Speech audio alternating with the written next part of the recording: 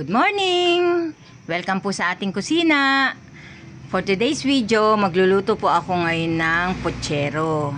Ito po yung mga kailangan ko. Meron po ako ditong saba, carrots, patatas, bitsuelas, bell pepper, bawang, sibuyas, repolyo, pechay, karne ng baboy, tomato sauce, toyo, paminta at asin. Ang una ko pong ginagawa, ipiprito ko po muna ang saging. Yan. Ipiprito lang po muna natin ito. Isunod naman po natin iprito ang carrots at ang patatas. Pagkatapos, iprito na rin natin ang ating bitsuelas. Sabay na natin ang ating bell pepper. Yan, sandali lang po yan. Hahanguin natin agad. Ngayon naman po, umpisa na natin mag-isa ng bawang. Yan. Hayaan natin siya pag nag-golden brown ng ating bawang, sunod na natin ang sibuyas. Yan. Niluluto po natin maigi ang ating bawang para mabango ang ating niluluto. Yan. Isusunod na po natin dyan ang ating karne ng baboy. Yan. Lalagyan po natin yan ng paminta. At saka ng konting toyo. Para may kulay kaunti.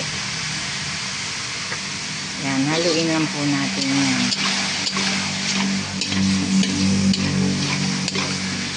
Saka po natin tatakpan para maluto ang ating karne.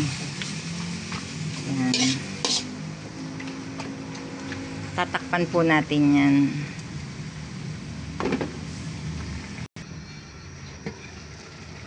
Yan. Kapag malambot na po ang karne ng baboy, pwede na natin ilagay ang garbanzos. Yan. Lagyan po natin garbanzos. Hindi ko po nabanggit kanina.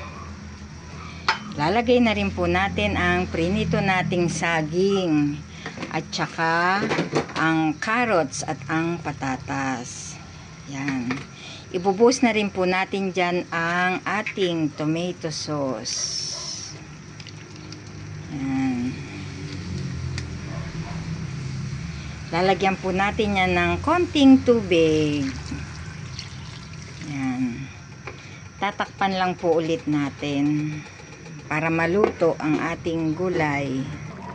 Yan. Isunod naman po natin ang prinito nating bitsuelas at saka bell pepper. Ilagay na rin po natin ang repolyo at ang pechay.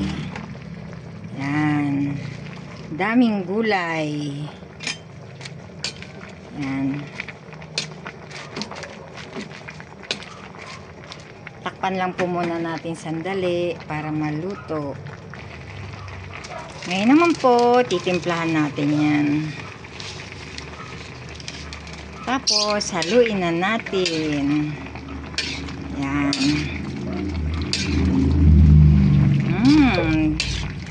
Itsura pa lang niya. Ang sarap na po.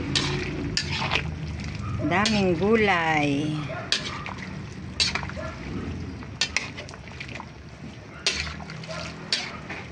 Masarap po ito. Masustansya na, masarap pa. Yan o, luto na siya. Sandali lang naman po maluto ang ating pechay at ang repolyo. Yan, ang ganda tignan.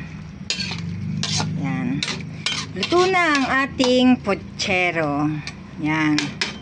Okay na to. Bili na po kayo. Thanks for watching.